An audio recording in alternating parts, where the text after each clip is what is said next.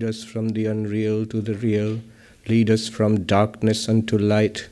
Lead us from death to immortality. Om, peace, peace, peace. Good morning and Merry Christmas, everybody. Merry Christmas. It's wonderful to see you. So many familiar faces or masks, and some new masks also. Yeah, you're a brave lot. I didn't expect so many people to turn up in this cold. And I was just in the Bahamas a couple of days ago, where if it went below 70, they'd apologize for the cold. I was giving talks, not on a cruise. So, the Christmas talk, I know the subject was the teachings of Jesus Christ, but that's generally the sort of a placeholder that we put up every time. In some sense, I am switching the subject. I thought I'd do something a little different this time instead of directly, reading from the Sermon on the Mount. What I thought I'll do today is a book which is not so well known, and I've never talked about it earlier. This book is called The Chapters on Prayer, the Practicos and Chapters on Prayer by Evagrius Ponticus. If that sounds like a character from Asterix and Obelix, you wouldn't be wrong. He was an ancient Roman. More about him later. This book, I was introduced to this book by Professor Stephanie Paulsell, who was my professor at Harvard 3 years ago. And I really like this book. It was written about 1700 years ago, by this desert monk, one of the early not the desert fathers, one after that. And it's written in a particular style which was common in those days. If you wanted to write a book of instructions, spiritual instructions, you would write maybe 100 points. There would be sentences. So, for example, this book is called Chapters on Prayer. These are not really chapters. These are 153 instructions, maybe one sentence or two sentences each. In our own tradition, we have a book like this. Swami Virajanandaji, he wrote a book, Towards the Goal Supreme. That's the English translation. In Bengali, it is Paramartha Prasanga. It's about 352 instructions. Like it's the sort of, he has poured his heart out. He was a great sadhaka. All his life he practiced meditation and japa. And so all his experiences, his instructions for spiritual seekers. I think every sincere seeker would really benefit from that book. And this book is also like that. Smaller, 153 instructions. So yes, teachings of Jesus Christ. In one sense, it's the same subject because just about all of this is based on the teachings of Jesus Christ. A little bit about Evagrius, because someone we don't know about. He was in the old Eastern Roman Empire. He was born in what is now modern Turkey, and his father was a bishop of the church, and he also joined the church. He was he was a very well-read young boy, and he immediately took to the intellectual life of the Catholic priesthood. And there, at that time, in the Eastern Roman Empire, the big city was the capital, Constantinople. So he ultimately ended up in Constantinople, in the church there, and he rose up in the hierarchy. He was an assistant to the archbishop there, who relied on him greatly. We hear about him that his intellectual abilities, his abilities of head and heart, how he preached and became very famous, and he dealt with the affairs of the church very well, very skillfully. So he rose very high. But he was dissatisfied, and he felt he was compromising on his spiritual search. So one night, he had this dream, very, very vivid dream, where he takes an oath that he will go away to Jerusalem for the rest of his life and only dedicate his life to seeking God, spiritual practice. When he woke up, he thought, well, it was a dream, but I really did take that oath. So that very day he set sail. He left everything and he set sail for Jerusalem. He ended up in Jerusalem. Lots of pilgrims used to go to Jerusalem those days. So there was, in Jerusalem those days, a very wise devout lady Melania. Not the first lady, not Trump, Melania Trump. Many people are named after this Melania. She was very well known among the Christian pilgrims who would come. So she was also a Roman lady, aristocratic, widowed. She was very rich, and she had endowed and started a convent with about 15 nuns, which she guided herself. She devoted herself to spiritual practice and helping pilgrims. And one thing she did was, when she saw some young men who wanted to become monks, so she would help them. She had connections with the desert fathers, the early group of Christian ascetics who went out into the Egyptian desert and practiced austerities all their life. So she would guide these promising young men, and she saw that this Evagrius was really promising. So she told him that you should become a monk and live your rest of your life. Since you want to search for God all your life and you don't want anything else, then do this. He agreed, and she took him to a group of monks whom she supported, gave money, and she was highly regarded. We hear of one old monk who was the leader of that group, and he was so austere. The only thing we hear about him was that he would weave baskets and he would sell them in the market, and whatever he got, that was enough to pay for himself and his community of monks. So when he died, he left his sole possession to Melania, which was the basket that he had woven that morning. So that's all he owned in the world. Evagrius came to this very austere community, and very soon again he rose in that community because of the qualities of his head and heart, and he became the leader of that community, and he remained so till the end of his days there. We hear about how austere he himself was. They were a very austere lot, the whole group. How he would stand in the cold of the desert night in a well full of cold water to overcome desires, to overcome lust. How he, in fact, till almost the end of his life, he ate only raw vegetables, what he could get. Only towards the end of his life, his digestion failed him. Then only he started eating a little bit of cooked food. He guided the other monks also. And there are very interesting little, anecdotes which he has himself left behind. For example, how he himself was corrected, because he was such a good preacher. I mean, he would give good talks, and he wrote books also in the desert. So once he heard of another great monk, Macarius the elder, I think. So he said that I want to go and meet him. And he went and met him, and that time the way you would approach a spiritual teacher like that was, you would ask, the customary way of asking for something was, give me some advice by which I can save my soul. So he went and bowed down to this monk, and he said, give me some advice by which I can save my soul. Remember, who's asking? He was quite the intellectual among the monks and going around giving talks, Give me some advice by which I can save my soul. And Macarius looked at him and said, if you want to save your soul, then don't talk unless someone asks a question. And Evagrius was so upset by this at first, but then he realized this is exactly the kind of advice that I need. He understood. He didn't stop giving talks, but he understood that. So this is the way monks teach. I remember one senior monk of our order who told me, who did enormous work, and is still doing enormous work. I won't name him. I mean, just the kind of workload that he has is unthinkable, and putting up with so many difficulties in establishing huge ashrams and all. So he told me how he learned to tolerate and to not become upset. He said that when I was a young brahmachari in an ashram, I used to write to Swami Dhireshananda, who was a very great monk of our order, who lived in Haridwar, in our ashram there, Kankhal.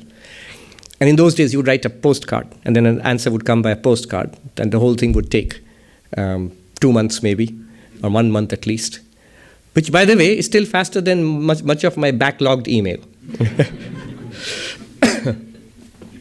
So he wrote in Bengali. I'll translate for you. He wrote that people in this ashram are behaving so badly, I can't put up with it anymore. Ami ar shojjo korte parchi na. And he wrote like that. And then the answer came. He expected some comfort, support. And the answer was one line, a one-liner. And it said, remember, there are those who put up with you too. And he said, I was so stunned. Mone rekho, tomakeও অনেকে সহ্য করছে. Many are putting up with you also. Then he said, I was so upset at this at first. And then it just revolutionized me. It changed my whole approach. Another monk, same kind of problem, who I have seen him work tremendous hours at our main monastery, the kitchen. It's probably the toughest place.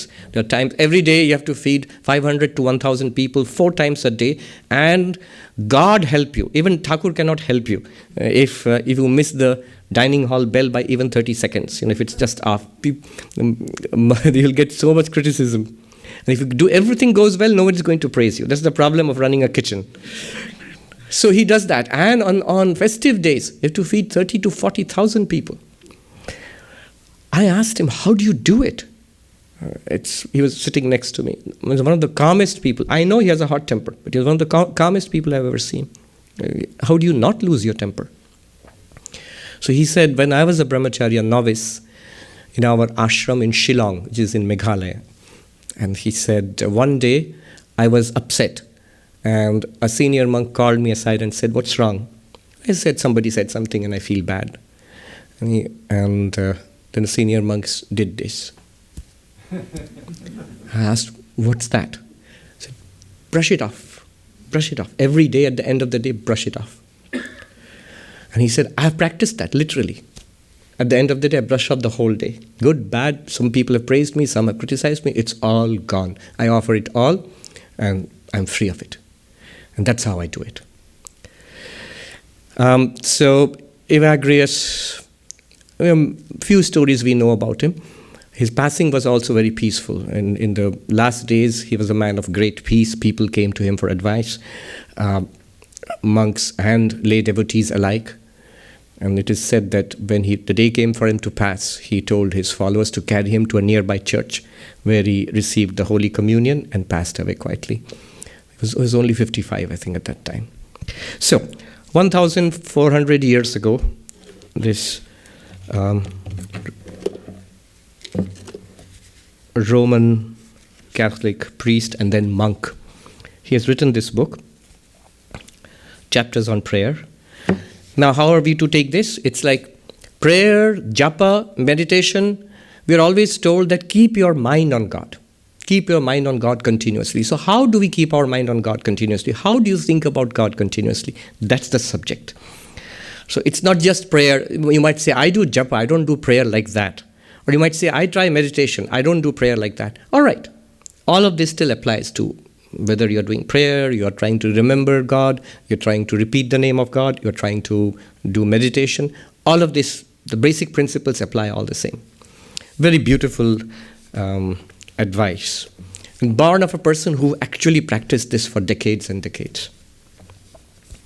Like the philosopher Schopenhauer, I love it when he says, are your words born of more words, or are they born of silence?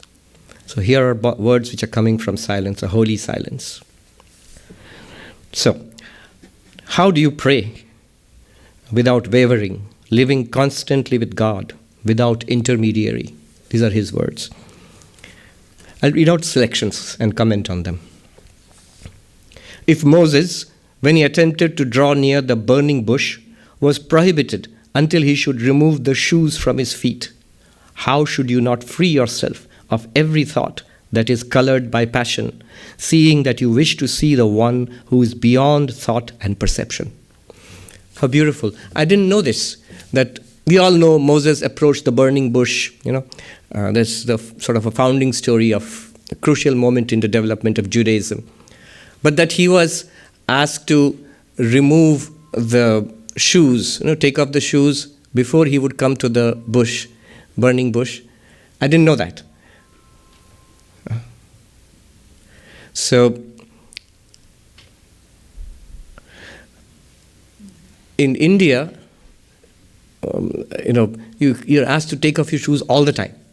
You get to the point where you wonder why you're asked to wear shoes anyway to begin with.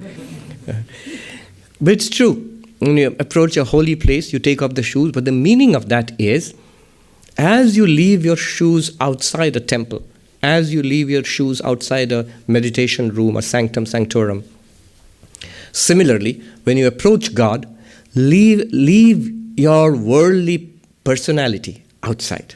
As we take off the shoes, take off the fact, when you approach God, take off the fact that you are a father or a mother, that you are a company executive, that maybe somebody that I am sick, or I am unhappy, or I am depressed, or I really, really want something in this world. Just let that off. Let's take it off before you enter and come to God just as a lover of God. And he gives a deeper reason why. Very Vedantic reason. He says, you are seeking one who's beyond thought and perception. So if you come to God clouded by thought and perception, how are you going to get to him? So step aside from all thoughts of the world and just come to God as a lover of God. You will see, we will enjoy our prayer, our communion with God. It will be a deeper communion, more profound and more enriching that way. The next, pray first for the gift of tears, so that by means of sorrow you may soften your native rudeness. Then, having confessed your sins to the Lord, you will obtain pardon for them. Pray with tears, and your request will find a hearing. Nothing so gratifies the Lord as supplication offered in the midst of tears. Very true. One of the principles understood in the bhakti tradition is that when wax is heated and it melts, then you put a stamp upon it, and the stamp is retained, and the wax is soft. The stamp is retained. Similarly, it's in times of deep emotion. The idea in India is tapasya. Tapa means heat. Sorrow generates heat. Heat means literally heat also, but also a psychic concentration heat. It dissolves our inner hardness. He puts it very nicely, your native rudeness. Our callousness, our material nature is for a time being softened. At that time, if you pray to God, if you hold on intensely to God, it has a benefit. Not only he says God listens to you, but also we stamp it deep into our psyche. That molten psyche, which is flowing like hot wax. At that time, if you stamp it with the cry to God, that becomes genuine. A saint, I think it was either Tulsidas or Eknathji, I'm not sure, he says that every tear that I weep for Rama is 1,000 times more pleasurable than the greatest pleasures of the world. Even if you're crying for God, that's actually more enriching, more uplifting, more fulfilling. And it is the conclusion of all the bhakti masters that God listens if we approach God with tears in our eyes. One monk told me that, the reason I'm a monk today is, as a little boy, I was quite taken up by the idea of being a monk. And once I prayed to God with tears in my eyes. I cried and prayed to God, let me become a monk in this life. And I'm sure it's not my efforts, it's not my studies, none of them are the real factors. It's just that little boy decades ago who innocently, or sort of childishly, wept to God and God listened. So, now, of course, you cannot do it artificially. I remember revered Swami Chaitanyanandaji. He went to Swami Bhuteshanandaji, and I was there at that time.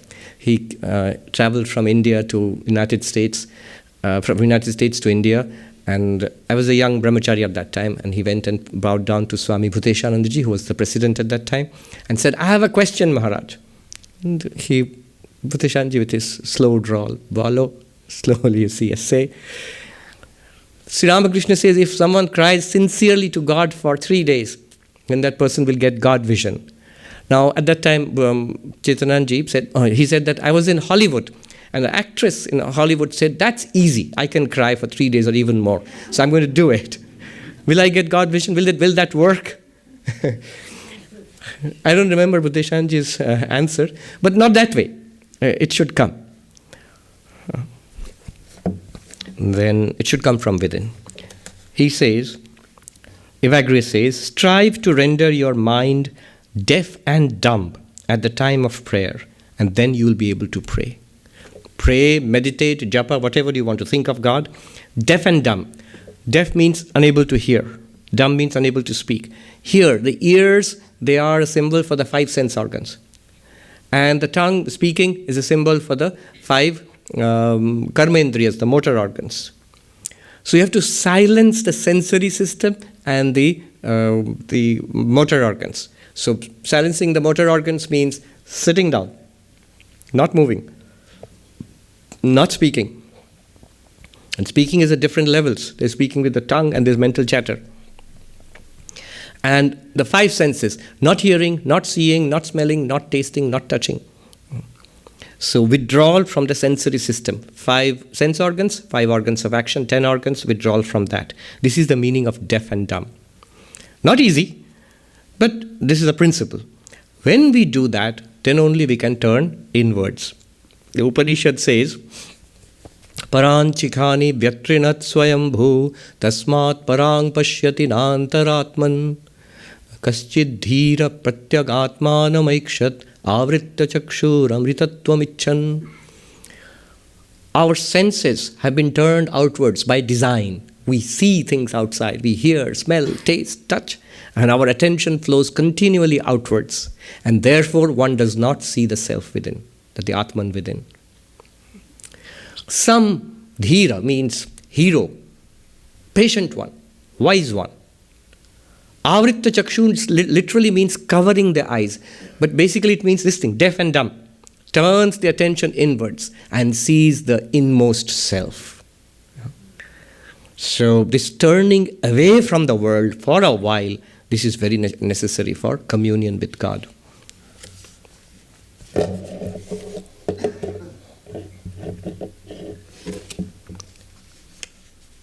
Whatever you might do by the way of avenging yourself on a brother who has done you some injustice will turn into a stumbling block for you at the time of prayer.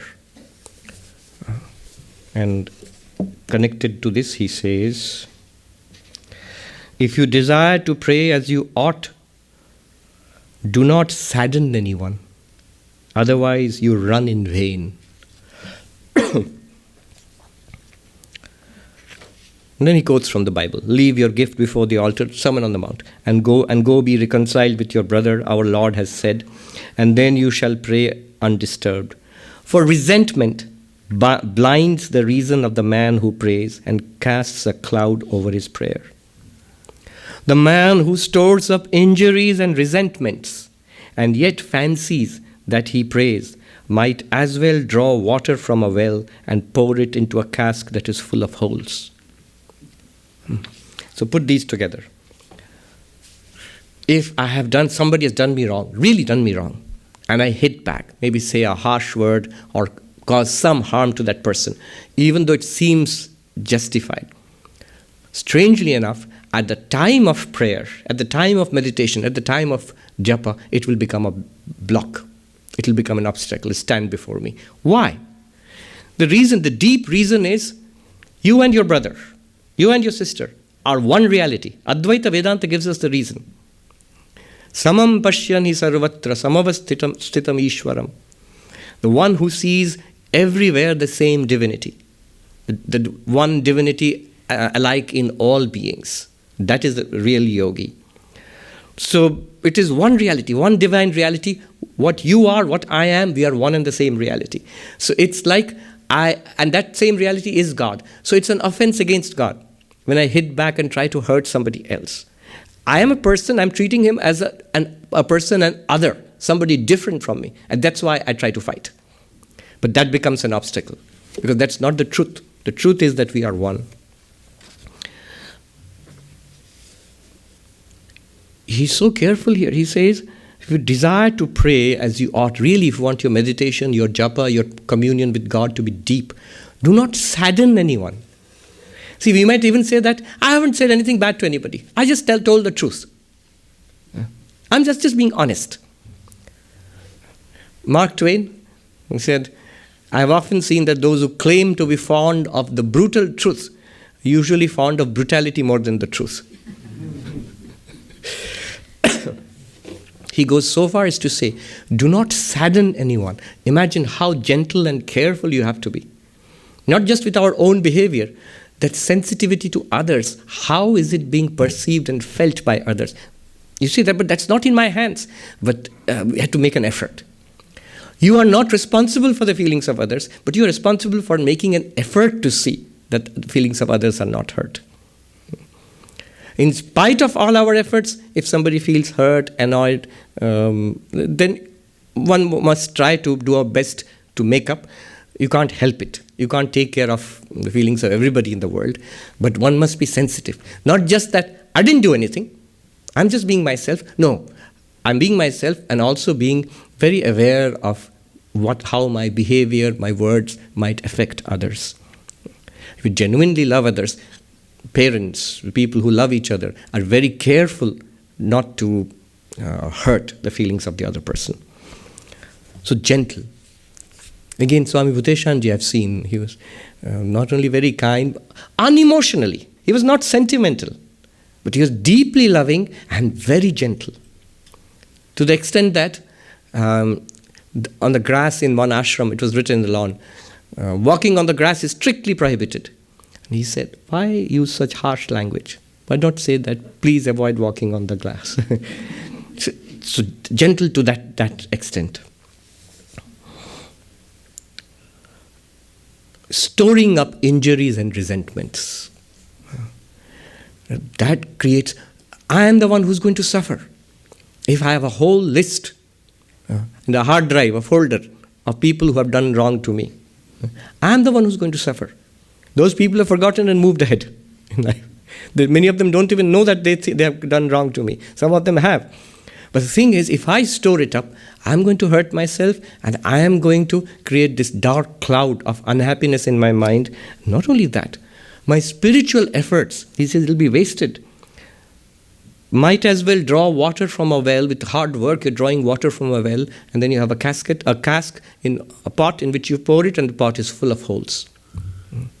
So that mental anger, dislike of others, of a whole list of injuries and grievances and enemies which I have set up in my mind, that those are the holes which drains away all the effects of spiritual practice.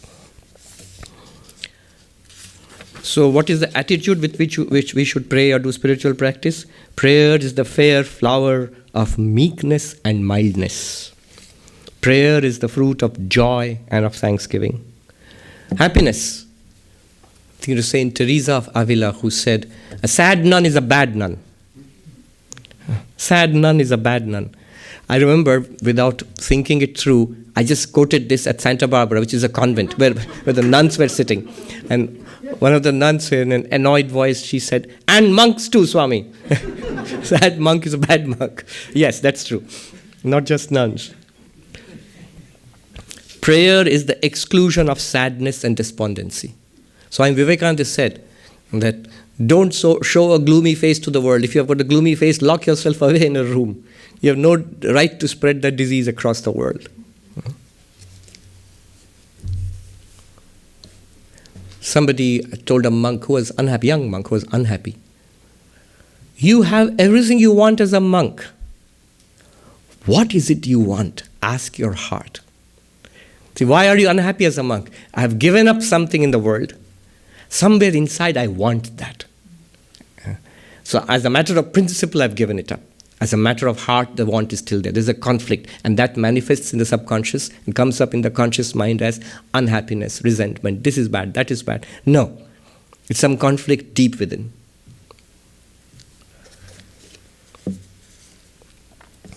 If you wish to pray worthily, deny yourself every hour. Play the part of a wise man, study and work very hard, and learn to endure much for the sake of prayer. Whatever difficulty you patiently endure through love of wisdom will reap ripe fruits at the time of prayer. Very well said. This is the positive side of it. So in our day-to-day life, before the time of meditation, before the time of japa or prayer, when we encounter difficulties, face them without getting upset. And that takes effort. To try to maintain the serenity of heart, of a peace of mind within when we encounter difficult people, physical illness, obstacles in the world, anxieties, fears, maintain serenity inside. That effort, even if you fail, that effort will give you the fruit. You will see the result of that when you sit down to meditate. That will generate power. It takes effort to hold back something. When the horses, Vivekananda gives this example, horses pulling a chariot, they can run amok this way and that way. It takes a lot of effort and training to hold back their horses and then guide them on the way that you want them to go. Similarly, the horses in this body, it's a chariot, body-mind. The horses here are the senses, and the objects they run to are the roads on which they are running, and the mind is the reins with which you hold the horses in check, like the steering wheel, and the driver is the intellect. The more you hold back and control the horses, the more power you have, and that power we feel at the time of prayer. Restrain the mind in times of crisis, day-to-day moments. When we sit down in prayer and try to focus inward, you'll see the mind comes under control pretty easily. If you patiently endure difficulties through love of wisdom, through love of God, realization, whatever you call it, you will get the fruit at the time of prayer. Armed as you are against anger, do not submit to any powerful desire, for it is those which provide fuel for anger, and anger in turn is calculated to cloud the eye of your spirit and destroy your state of prayer. Kama Krodha. So Arjuna asks Krishna, why is it that we do wrong things, even if we don't want to do wrong things? But still we do wrong things, propelled as if it were by some inner force. And Krishna says, there is this Kama Esha, Krodha Esha, Rajoguna Samudbhava, born of Rajas. These are the two powerful passions, desire and anger. They are not two, they are the same. The flip side of desire is anger. It's when my desire is thwarted that it bursts out into anger. If there's somebody in front of me whom I can direct that frustration at, it becomes anger. Otherwise, if it's, I do something, maybe something natural comes, like COVID or something. There's no one person I can be angry at. So it becomes frustration. But if there's a person, then it turns into rage at that person, I think is obstructing my desire. So it's the same thing. Desire and passion and anger.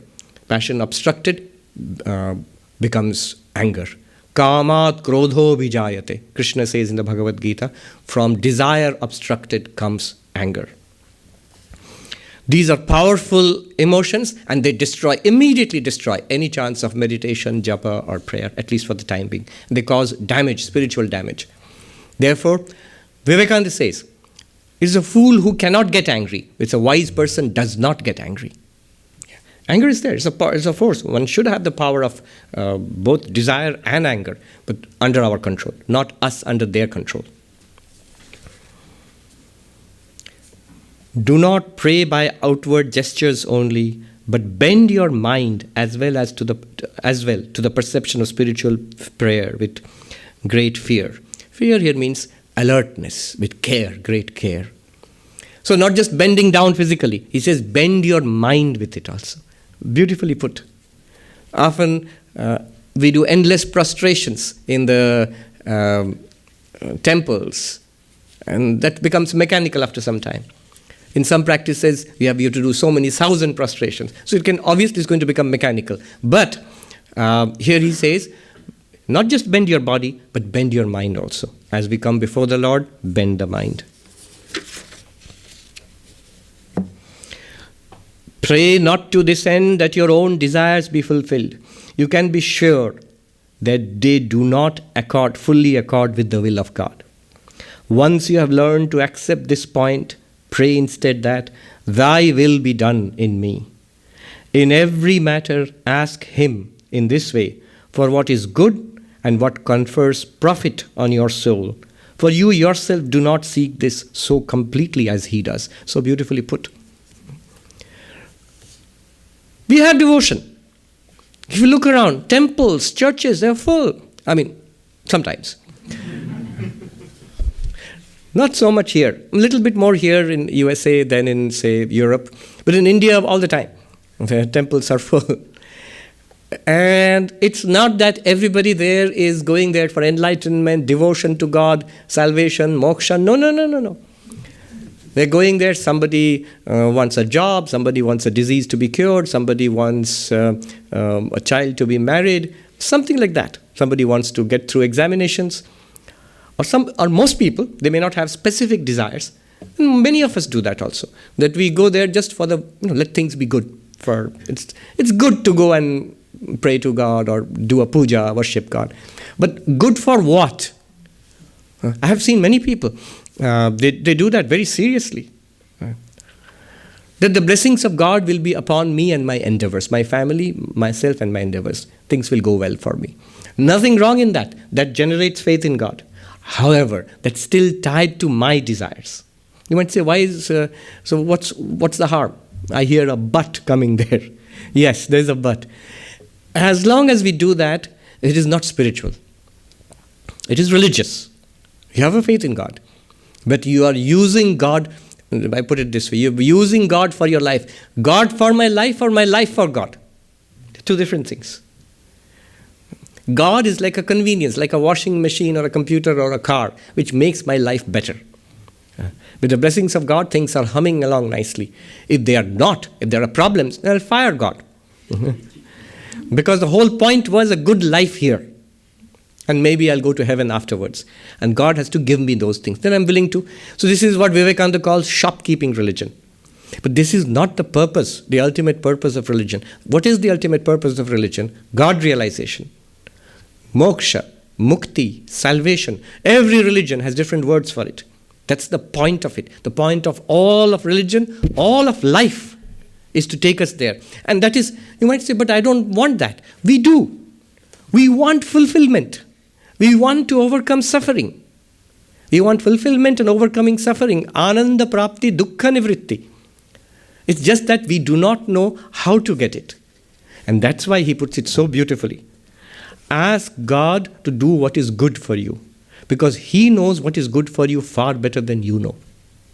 He says, you do not seek this so completely as he does. He said, do what is good for me. Because I heard it in the class and the book says it and Evagrius said it after all. I really don't want, devotion. It'll be good if I get those add-on with my desires fulfilled.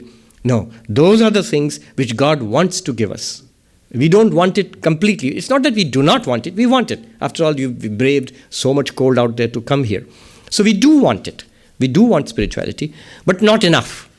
And also, in addition to spirituality, there are other things. But it's good. One thing is sure. We want to want it. We don't want it entirely, but really we do want that sincere. We are sincere there. We want to want it. I wish I could have that sincere, one-pointed seeking for God, which Ramakrishna had, or Evagrius here had. Many times while I was at prayer, so when you pray to God, pray for devotion, pray for knowledge, pray for detachment from the world, pray for purification of mind, that I may not want anything else in the world. Nirvashana. Holy Mother said to a devotee who asked her, you should pray for nirvasana. Vasana means desire for the world. Pray for nirvasana, cleansing of the mind so that I don't want anything in the world. It will be kind of boring? No. All of my wanting will be then collected into one powerful stream and it will go Godward. Then I don't want finite things. I want the infinite. A friend of mine asked me when I was decided to become a monk, what do you want? Why do you want to become a monk? Don't you want all these things which we are going into life for? I said, yes, and I want everything. It's not that I want, you want a few things only, but I want everything. There's no limit to my wanting. That's why I want God. So I was, what do the Americans say? That you had a mouth on you in those days. Smart aleck. Yeah. Many times while I was at prayer, I would keep asking for what seemed good to me. Yes, so most of the people going to temples, churches, mosques are asking for what is good for our worldly life. That's one kind of bhakti, but that's worldly. What we call Naradiya Bhakti. Sri Ramakrishna says in this age, Naradiya Bhakti, that's bhakti for God. I want God and God only, nothing else. And whatever it pleases to do, what about my day-to-day life, my worldly life, whatever God pleases, that's fine with me. Because I know God knows my own interests better than I do myself. Many times while I was at prayer, I would keep asking for what seemed good to me. Again, sorry I'm interrupting, important thing. There are times, and in the world, it's unavoidable to ask for something personal. Somebody said, Swami, you are not married, you do not have children. Everything else we can give up, but the welfare of the children, we cannot. We sometimes have to ask when somebody beloved, very close, is suffering. We want to have, that their suffering should cease. Things like that. Those times, there's no compromise, and there's no way of doing anything else. Then also, we can ask, definitely, you're the children of God, we can ask our Heavenly Father, Mother, whichever way you see God, what you want, you can ask God for that, even if it's something personal, even if it's a personal request or a desire. A child can ask. But always add, but I accept your will, whatever it is. Do good to all. At the end, add that.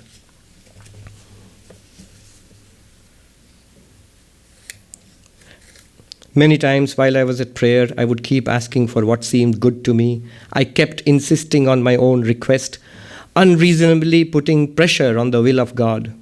I simply would not leave it up to His providence to arrange what He knew would turn out for my profit. Finally, and we will see it tallies with our experience. Finally, when I obtained my request, I became greatly upset at having been so stubborn about getting my own way, for in the end, the matter did not turn out to be what I had fancied it would. Again and again we have seen.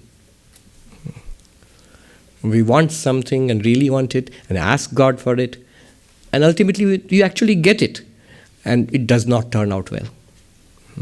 Many times.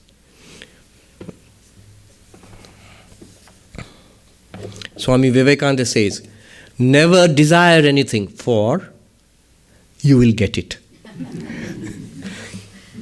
You will get what you want.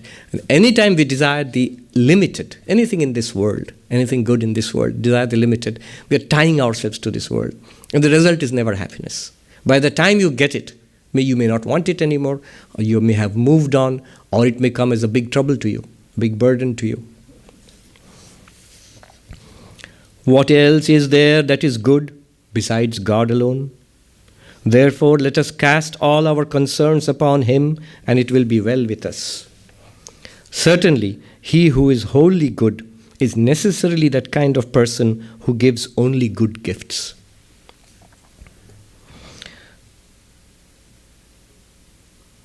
And he says, undistracted prayer is the highest act of the intellect. The best use of the mind is to pray to God, take the name of God, do japa or meditate upon God.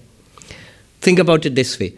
Right now, those who are initiated into a mantra, the mantra and whatever other thought is coming to my mind, compare this mantra with this other thought. Which is more important? Which is better? Almost always you will find the mantra is better, more important.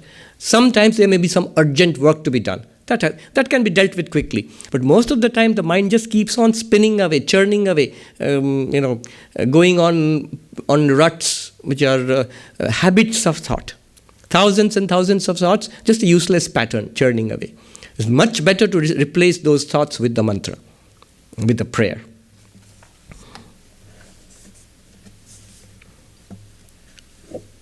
What do you pray for? First of all, pray to be purified from your passions, chitta shuddhi. Second, pray to be delivered from ignorance. Third, pray to be freed from all temptation and abandonment. Okay. Three things, and I was just thinking, it's exactly the structure of sadhana which I talk about in Vedanta. You know the structure I have often mentioned. Advaita Vedanta says, you are Brahman. What is the problem then? The problem is we don't know it, we don't feel it, we don't think it's real for us. We may even hear about it, believe it, even understand it to some extent, but we don't see it as real. So that is called ignorance. Ignorant mind is the first layer of problem. Solution for ignorance, knowledge. How does knowledge come? Jnana yoga. But then we are doing that, nothing is working, the mind is still restless. So the restless mind is the second level of problem. And it is restless because of temptations, all kinds of thoughts in the mind. So the solution for the restless mind is focused mind. And then meditation is the method. And the third one is the impure mind. Third level. Why meditation also is not possible? It's because of the impurities in the mind. Impure mind. Solution for impure mind? Pure mind. No brainer. And method? Karma yoga. So that's the 3x3 matrix I often speak about. But look, here. 3 things. Pray to be purified from your passions. Pure mind. Impure mind, pure mind. Then he says, pray to be freed from all temptation and abandonment. I think here he means graha and tyaga, getting something and getting rid of something else. That's what the mind is always doing, raga, dvesha, restless mind. And then he says, pray to be delivered from ignorance. Of course, what he means by ignorance is slightly different in Christian theology, but still, you see the structure is basically the same.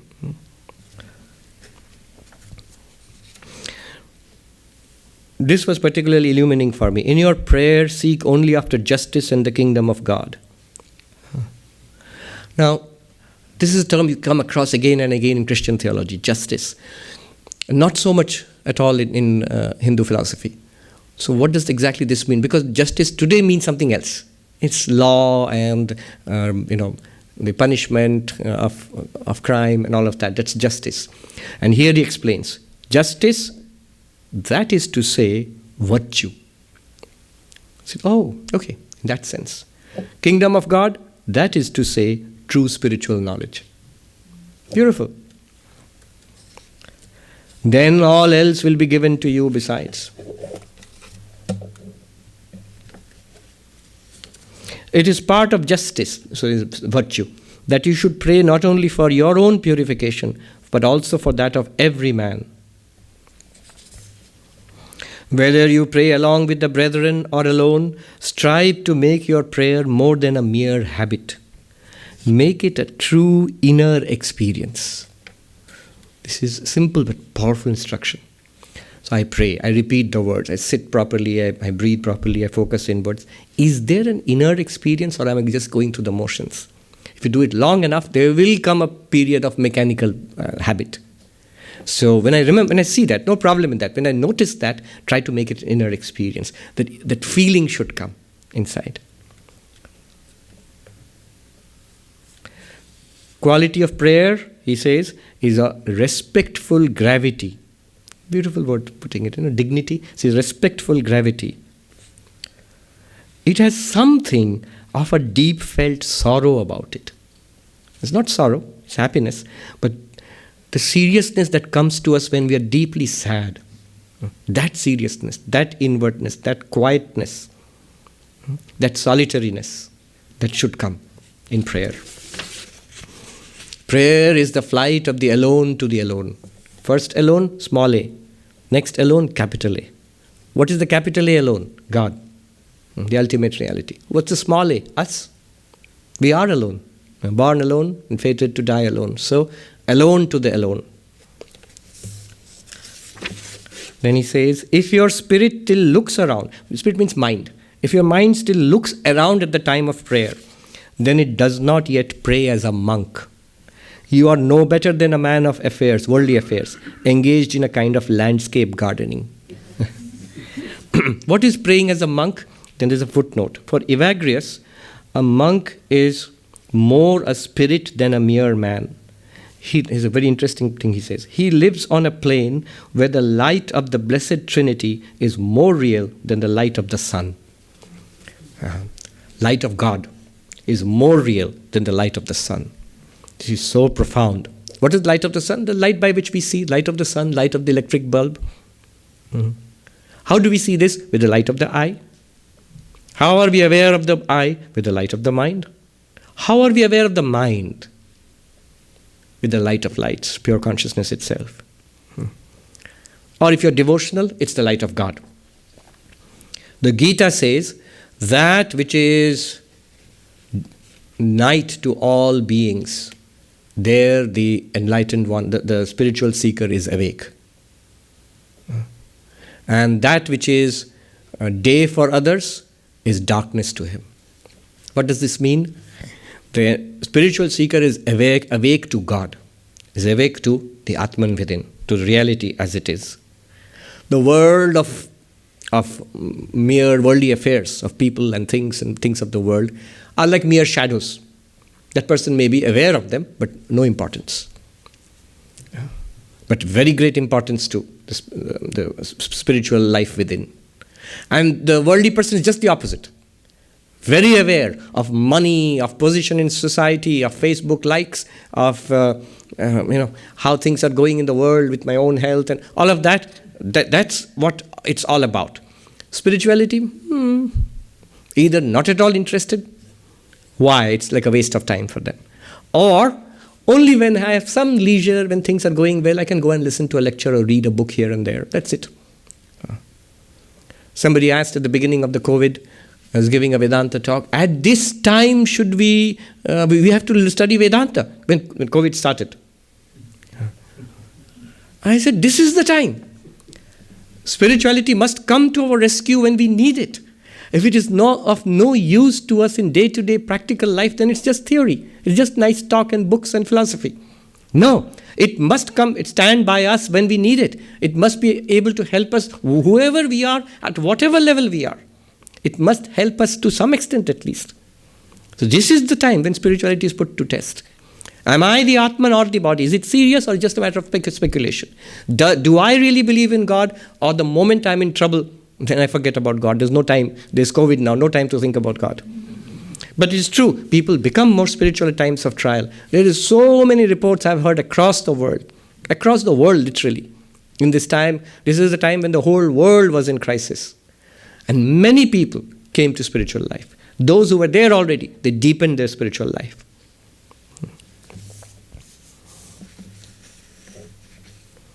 Important. When you pray, keep your memory under close custody. Do not let it suggest your own fancies to you, but have it convey the awareness of your reaching out to God. Remember this, the memory has a powerful proclivity for causing detriment to the spirit at the time of prayer. So when we cut out the world, you're deaf and dumb. You're not seeing, hearing, smelling, tasting, touching, not trying to do anything, sit quietly and turn inwards, maybe repeat a mantra or do something spiritual inwards. Then only one thing is active, your mind. Since nothing is coming in from outside, the mind starts drawing from memory. The memory sometimes becomes hyperactive at that time. So many thoughts occur to you.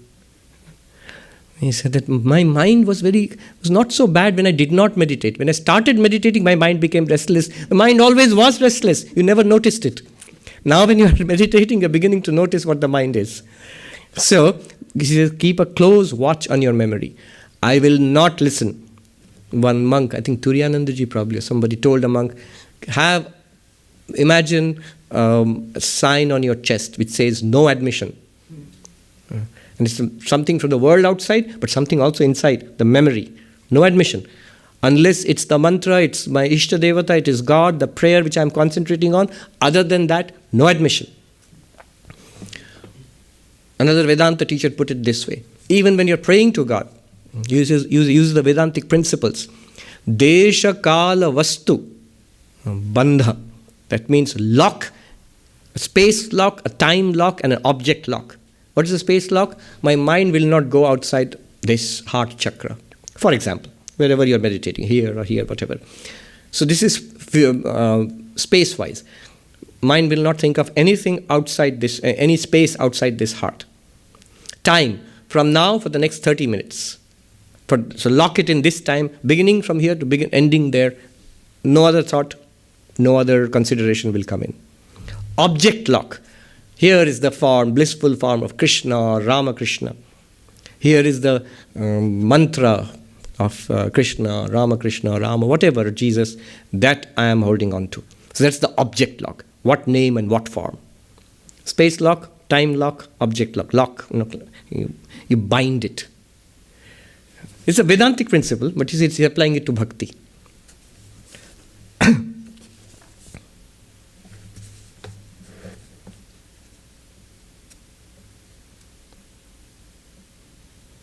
We seek after virtues for the sake of attaining to the inner meaning of created things. We pursue these latter, that is to say, the inner meanings of what is created for the sake of attaining to the Lord who has created them. It is in the state of prayer that he is accustomed to manifest himself.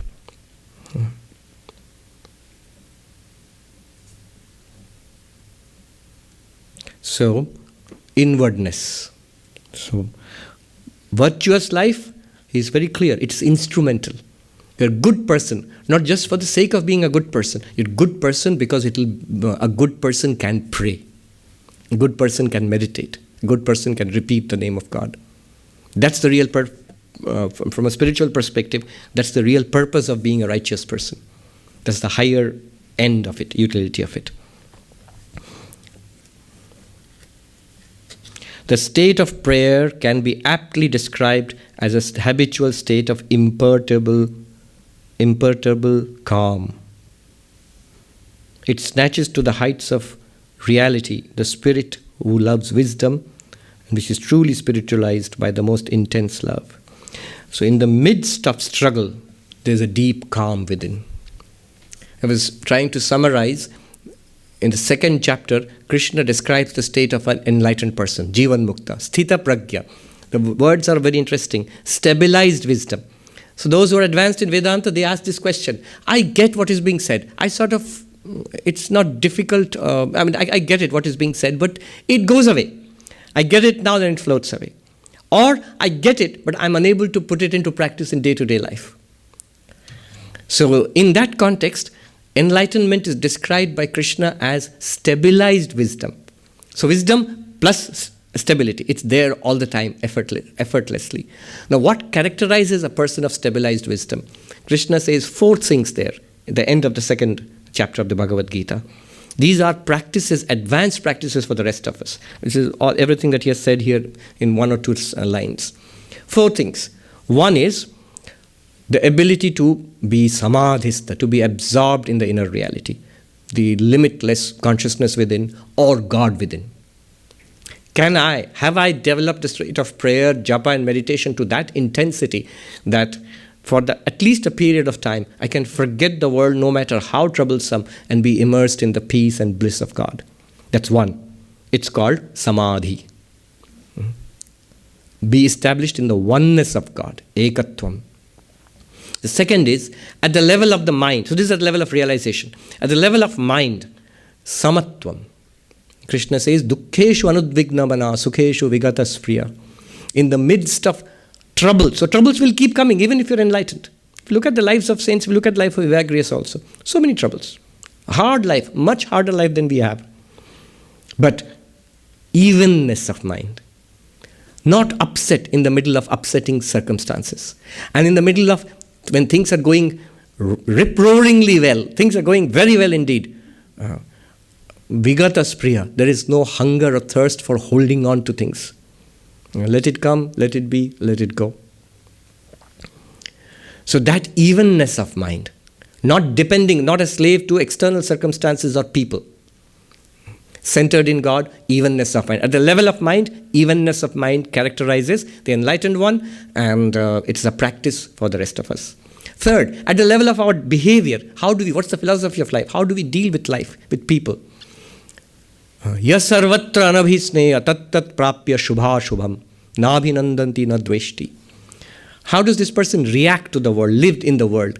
When good things happen or bad things happen, preferred or pleasant or unpleasant things happen, detached. Does not cheer when things go his way. Does not lament when things do not go his way. Detachment at the level, asangatvam, at the level of interaction with the world. And the fourth one is yada sangharate chayam kurmangani va bharata. The ability to control, our senses. by which we see, hear, smell, taste, touch, by which we talk, walk around. This sensory system, the ability to throw a switch it off, to cut off contact with the world, to step back from the world. He says, like a tortoise withdrawing its limbs into a shell. So these are the characteristics of the enlightened one and advanced practices for the seeker after enlightenment. What are the four? I'm just repeating for you what a sadhu said in Hindi. Bodh me ekatvam, at the level of your realization, oneness. Chit me samatvam, at the level of your mind, evenness, a serenity. Vyavahar me asangatvam, at the level of transaction with the world, with people, detachment. Let it come, let it be, let it go. And the whole thing, the foundation, is a power one must develop of throwing a switch and withdrawing. Indriya samhara, indriya nigraha. 4. None of them are easy, but they are powerful practices for stabilizing wisdom. He just puts it like this. The state of prayer can be described as a habitual state of imperturbable, what is this?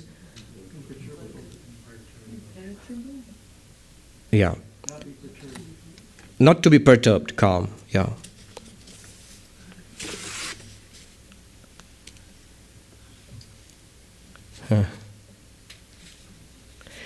He says here, this I liked. He's a well-known theologian. If you're a theologian, you truly pray. If you truly pray, you're a theologian. We normally think a philosopher, especially this is an important thing in Vedanta. So a person who is a Vedantist is not just a person who listens to YouTube talks and reads lots of books. One must be centered in the Atman or in God. And if you're centered in Atman or in God, you are truly a Vedantist. If you're truly a Vedantist, you'll be centered in God. Just a couple of more and I'll conclude.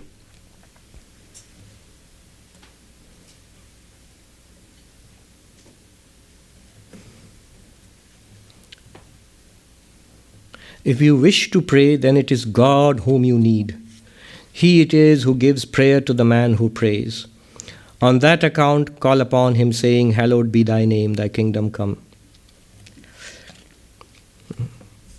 So if a desire for prayer, desire for meditation, desire for japa comes, you're blessed. For at that moment, at least, we want God. If you want inwardness, peace, you want to transcend everything, forget, and stay with the infinite, it's the most precious thing in life. It comes once in a while. It's a gift from God. Even in Advaita Vedanta, which seems so soaringly, the absolute, beyond even God, it starts with this prayer. Ishvara anugraha deva pumsam advaita vasana. It is by the great grace of God that one gets a liking for non-duality also.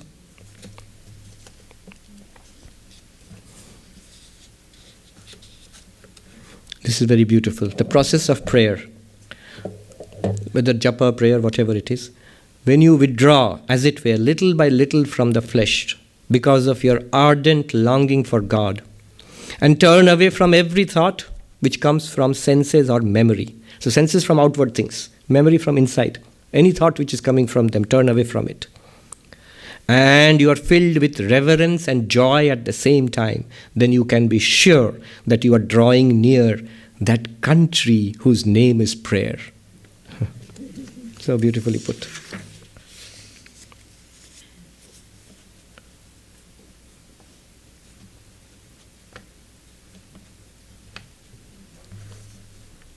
Look at this. This is so Vedantic. When you are praying, do not fancy that divinity is like some image formed within yourself. Avoid allowing your mind to be impressed with the seal of some particular shape, but rather, free from all matter, draw near the immaterial being, and you will attain to understanding.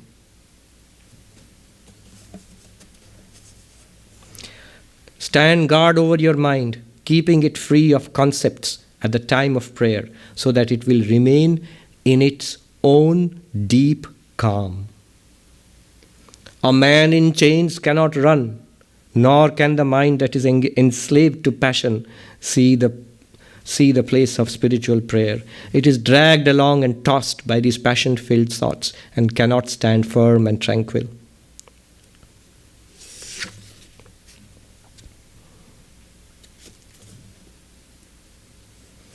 Pray with fitting reverence and without anxiety.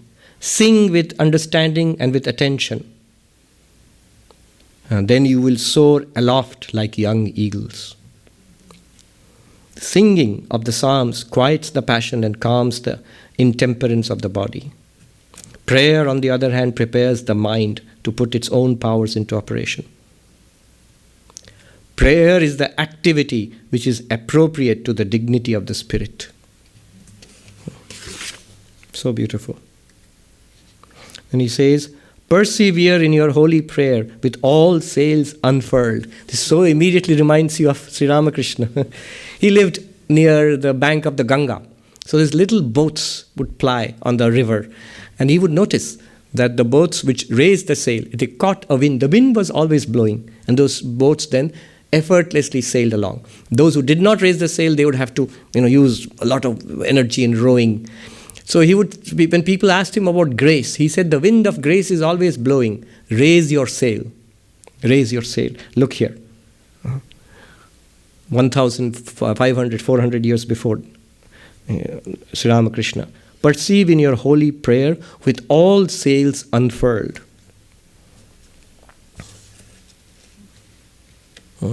At the time of temptations, make use of short and intense prayer.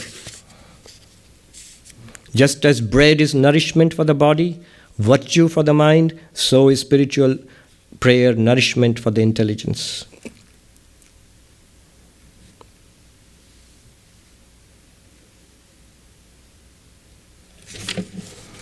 And so on it goes. Very beautiful. Very interesting. This is for monks, but something that we can learn. A monk is a man. Remember, he was in a community of monks, he was teaching them. A monk is a man who is separated from all and who is in harmony with all. How interesting. A monk is a man who considers himself one with all men because he seems constantly to see himself in every man. Just in contrast with this, once a monk said, I'm going to write a book about an enlightened person.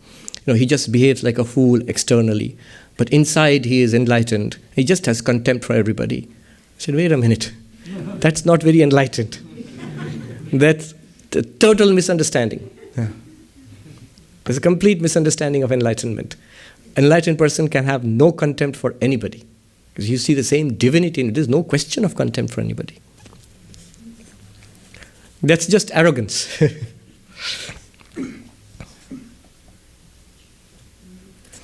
How do you know that you are depending on God internally? So he says, trust in God. This is for the monks, of course. Trust in God for the needs of your body. Then it will be clear to you that you are also relying upon Him for the needs of your spirit. So externally, if you depend on God, that's a test.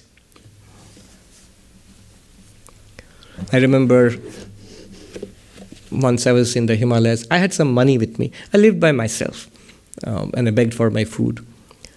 But then one monk told me, next time try it without any money at all. I didn't spend that money, but I had money just to come and go, and I'd set aside some, I'd kept some money. He said, try it without any money. So when you depend entirely on God for your external needs, then you can be sure. Otherwise, you might be cheating yourself inside. All right. So this is a beautiful teaching coming across to us from 1.5 millennia ago, long, long back in a land far, far away. But how it speaks to us today, here and now. Om Shanti Shanti Shanti Harihi Om Tat Sat Shri Ramakrishna Arpanamastu. We pray to Jesus Christ and Mother Mary. We pray to Sri Ramakrishna, Ma Sharada, Swami Vivekananda to bless all of us with peace and the gift of prayer, inward calm, detachment, spiritual dignity, the evenness of mind, and that intuition of oneness which pervades the entire universe. Blessings for a wonderful festive season and for a wonderful new year. Thank you so much.